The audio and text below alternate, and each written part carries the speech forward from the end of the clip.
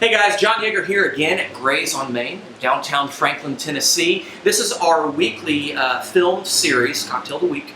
We want this to be a platform for you guys, not only to know more about cocktails at home, but we want this to be a platform for you guys to come in and engage with us about spirits, history, everything that could happen in a glass. And we recognize as craft cocktail bartenders that this is really ultimately all about the people experience. At GRAYS, we are really focused on people, not only in our community, but for some of you who live out of our state. We want this to be a welcoming place. We want it to be very warm. And sometimes it takes talking about politics. Sometimes it takes talking about booze. We recognize all of those things. So we want you to feel very warm and very welcome at our table. And we are glad that you're joining us today. Today we're going to keep it simple because somebody else in history did. We're going to talk about the Manhattan.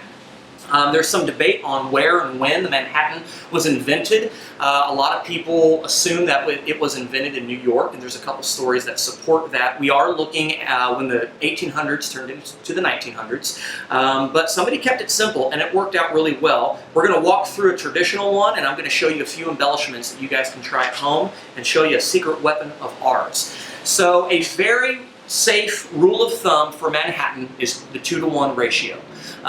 Also, to demythify the Manhattan, it should never be shaken. It should always be stirred, and I'll tell you why. Built into our stirring glass, we're going to do 2 ounces of rye.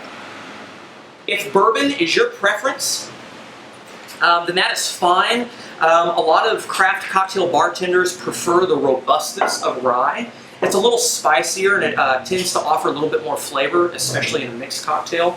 We're going to do 1 ounce of sweet vermouth. This is the Italian-style red vermouth. I'm going to do 4, 5, heck, let's just say 6 dashes of Angostura bitters. This is one of those cocktails that you can be a little liberal on the bitters. We're going to give this a quick stir.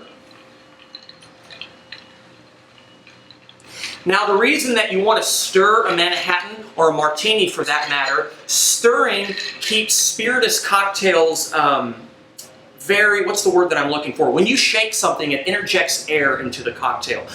Fruit juices, things that you muddle, and so you want air to kind of separate those elements, but when you get kind of sexy cocktails, more epicurean upscale cocktails, when you want them to be almost velvety on the tongue, you want to stir them. This keeps air out, and this keeps a very smooth and elegant drinking experience. Now that we've chilled the cocktail and diluted it a little bit, we're going to pour right into an old-fashioned glass. Now from here, this is where the Manhattan gets the most bastardized in my version. A lot of people throw a maraschino cherry in there, and that was a product of the 50s and 60s. And I'm not going to go into the long story of cocktail history, but the best thing to do for a Manhattan that is cheap is we want to express the essential oils of orange. So we're going to go from North Pole to South Pole, and we're just going to cut a strip about the size of a Band-Aid. We're going to hold it over the cocktail, pigment side down, and we're just going to give it a quick snap, and you'll see those oils, bam, just fire right on top of the cocktail.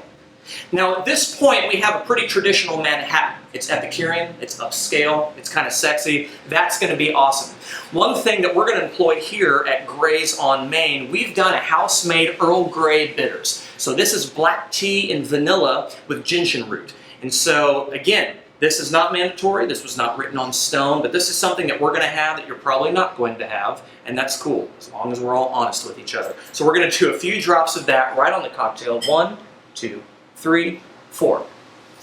At this point, you'll get that black tea, vanilla nose with the orange. That obviously sounds good, and I'll imagine that going down with rye and sweet vermouth. So that, my friend, is a Manhattan. I'm not going to say traditional, but it is our Manhattan at GRAYS on Main.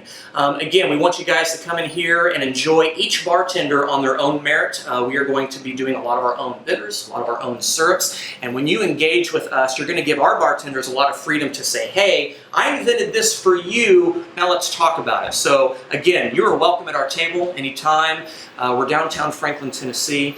You can visit my wife and I at PourTaste.com. But again, there's the Manhattan. Let's talk about life.